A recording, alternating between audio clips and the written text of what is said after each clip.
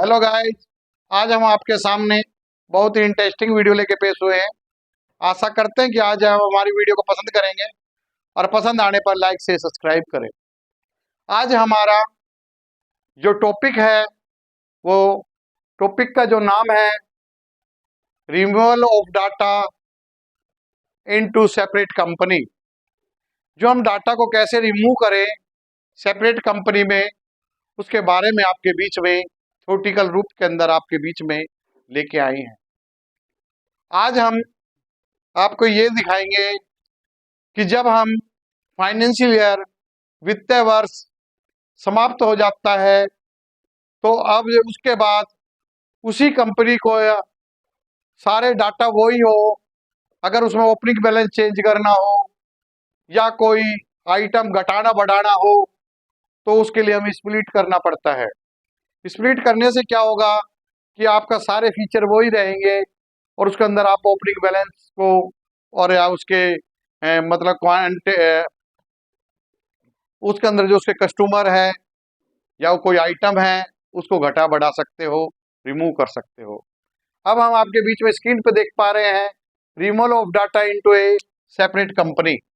जब removal of data in separate company क्या है कि जब हम रिमूव करेंगे डाटा को, जब उस पुराने वित्तीय वर्ष के डाटा को उसके जैसे कि पिछले वर्ष के जो क्लोजिंग बैलेंस है, जैसे कि 1 अप्रैल टू 31, जो 31 का जो बैलेंस होगा वो फाइनेंशियल इंडेक्स के अंदर वो ओपनिंग बैलेंस के रूप में जाए, इसे कहा जाएगा splits.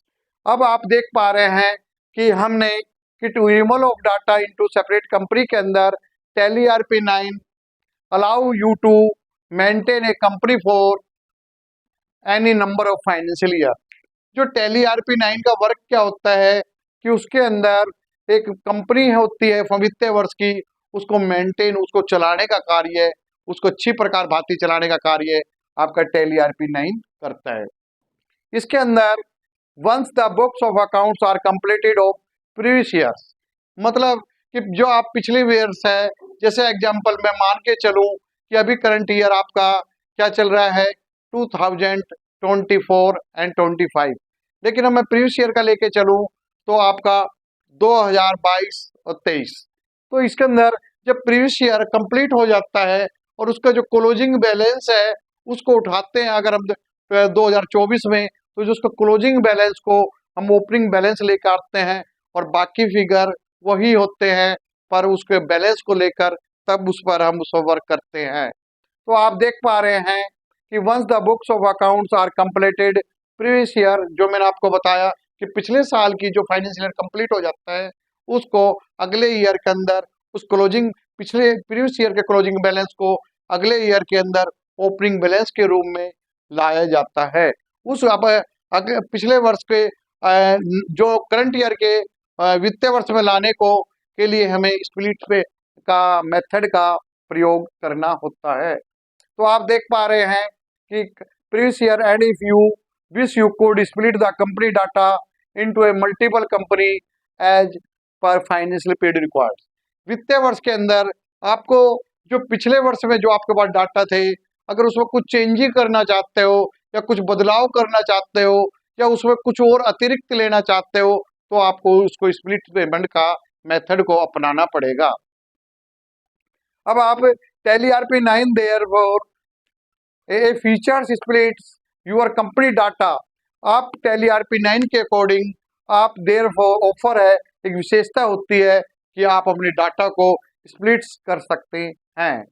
You can specify dates from which the company has split and Tally.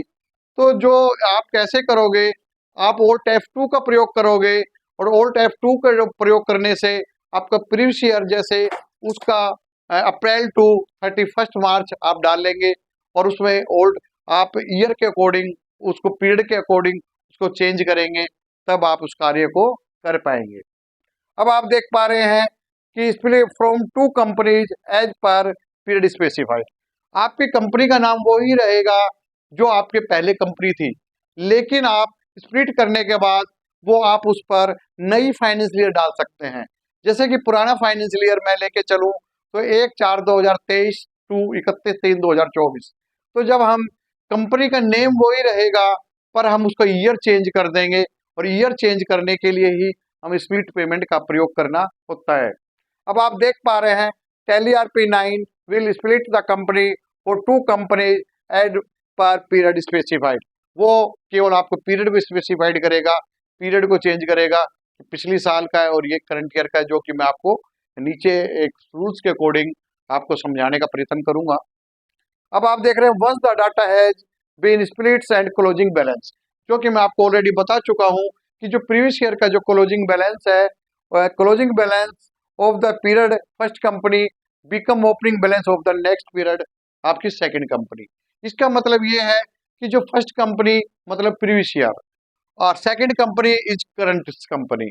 तो जो प्रीवियस ईयर यानी जो फर्स्ट कंपनी है, उसमें प्रीवियस ईयर का जो बैलेंस निकल के आता है लास्ट का, जिसे कहते हैं अंतिम का जो क्लोजिंग बैलेंस, उसको नेक्स्ट न्यू कंपनी के अंदर, सेकंड कंपनी के अंदर, उसके अंदर ओपनिंग ग्रुप के अंदर उसको लाया जाता है। तो become opening balance for the next period and second company. तो इसका मतलब है कि स्प्लिट कंपनी करने का ये हमें इसलिए किया जाता है कि हम कंपनी का नाम नहीं बदलते, हम जो एक बार हमने कंपनी बनाती वही कंपनी कंटिन्यू चलेगी, क्योंकि कंपनी का जो नाम एक बार जो तैयार हो जाता है उसको बार बार चेंज नहीं करते, केवल हम उसका फाइनेंशियल ईयर को चेंज करते हैं। जैसे कि मैंने अभी कहा है 2023-24, और अब करंट में लेके चलूँ करंट की 2024-25। तो अगर मैं कहूँ कि फर्स्ट कंपनी तो 1/4/2023 टू 31/3/24, और अगर सेकंड कंपनी का नाम लूंगा तो 1/4/24 टू 31/3/25। राइट। अब हम आगे चलते हैं। अब ये आता है कि जो टू स्प्लिट ऑफ डाटा करेंगे कैसे, उसका क्या मेथड है, टैली में उसका प्रयोग कैसे होगा, तो हम उसको आपको लेके चलते हैं। सबसे पहले आपका फर्स्ट जो है to split data, split data करने के लिए आप क्या करेंगे कि load the company of splitting. आप एक कोई भी कंपनी उठाएं जो आप प्रीवियस ईयर की कंपनी है, उसको लोड करें, मतलब उस कंपनी को ओपन करें। Load the company for splitting, मतलब उस कंपनी को आप ओपन करें। इसके बाद इसको कैसे किया जाता है, जब आप कंपनी में, जब आप शुरू को फर्स्ट गेटवे ऑफ टैली पे होते हैं, तो टैली के अंदर आपको Alt F3 का प्रयोग करना होता है। किसका प्रयोग करना होता है? Alt प्लस F3 का। जैसे ही आप select Alt F3 company information, जब आप Alt F3 करेंगे तो उस पर आपका लिखा आएगा स्प्लिट कंपनी डाटा। क्या लिखा आएगा? Split company data. आप उस पर क्लिक करें। उसके पश्चात सिलेक्ट कंपनी, जिस कंपनी को आप मतलब स्प्लिट करना चाहते हैं उस कंपनी को सिलेक्ट कीजिए। क्या कीजिए? सिलेक्ट कीजिए। सिलेक्ट करने के बाद specify the date split from. फिर आप क्या करेंगे, जो आप एक इसके अंदर प्रीवियस ईयर यानी फर्स्ट कंपनी के अंदर प्रीवियस ईयर की ओपनिंग डेट लेंगे। जैसे एग्जांपल फॉर इट्स 1/4/2023, और अब मैं लेके चलूं तो 1/4/2024 यानी सेकंड कंपनी। तो आप इसके अंदर specified date in split from, this is the starting date from of the new period. जो प्रीवियस ईयर की थी, जो स्टार्टिंग थी, वो डेट लिखेंगे, और जब सेकंड में हम जो न्यू ईयर है उसकी हम उसकी डेट को लिखेंगे, जिसका मैं आपको परफॉर्मा स्क्रीन पर दिखाऊंगा, तो आप हमारे वीडियो को देखते रहें। उसके बाद जब हम स्टार्टिंग डेट लिख देंगे तो उसको सेव कर दीजिए। सेव ऑटोमेटिक आएगा, आप उस पर एंटर मारें। इसके बाद Tally RP9 split your company data as per period specified. उस पीरियड को कैसे स्पेसिफाइड करेंगे, तो आप देख पा रहे हैं कि मैंने आपको नीचे एक परफॉर्मेंस शो किया है। यूनिवर्सल कोई कंपनी है, किसी कंपनी का नाम है यूनिवर्सल कंपनी। उस यूनिवर्सल कंपनी के अंदर हम स्प्लिट्स कंपनी डाटा, मतलब डाटा को कैसे स्प्लिट करेंगे, वो आपको एक परफॉर्मा के रूप में मैं आपको दिखा पा रहा हूँ। आशा करूंगा कि आपको बहुत अच्छा समझ आए, और अगर कैरी हो तो आप मैसेज बॉक्स पर डालकर पूछ सकते हो कि कुछ अगर इस बारे में आपको कोई प्रॉब्लम क्रिएट हो। तो नेम जैसे कि यूनिवर्सल एंटरप्राइजेज लिखा, उसके बाद स्प्लिट्स फ्रॉम।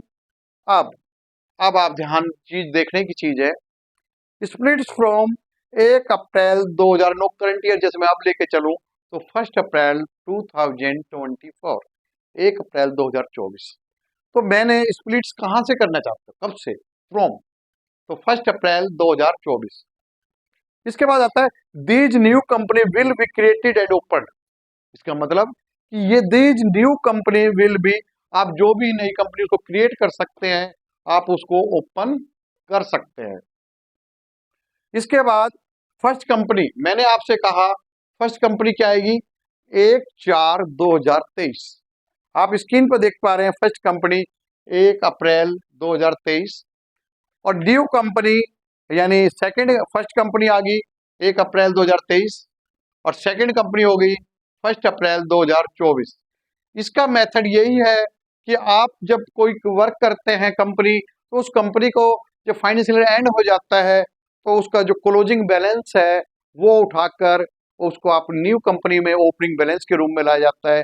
उसके बाद अगर कहीं आपका कोई डिफरेंस है, ओपनिंग बैलेंस है, आप उसको पिछले न्यू ईयर में आपका कुछ चेंज नहीं हो सकता तो आपको ओल्ड F2 के साथ पुराने के अंदर अगर कुछ चेंजिंग करना है तो आप उस पर चेंजिंग कर सकते हैं।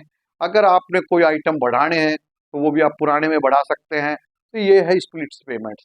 तो स्प्लिट्स पेमेंट्स आप, इसका मेन ये चीज होता है कि सबसे पहले कि स्प्लिट्स पेमेंट का उद्देश्य यही है कि हमें बार बार कोई लेजर ना बनाने पड़े और हमें डाटा हो ही रहे, कुछ इक्के दुक्के चेंज हो वो कर ले, और इस कार्य के लिए स्प्लिट पेमेंट किया जाता है।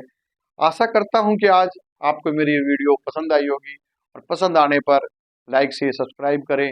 जय हिंद, जय भारत।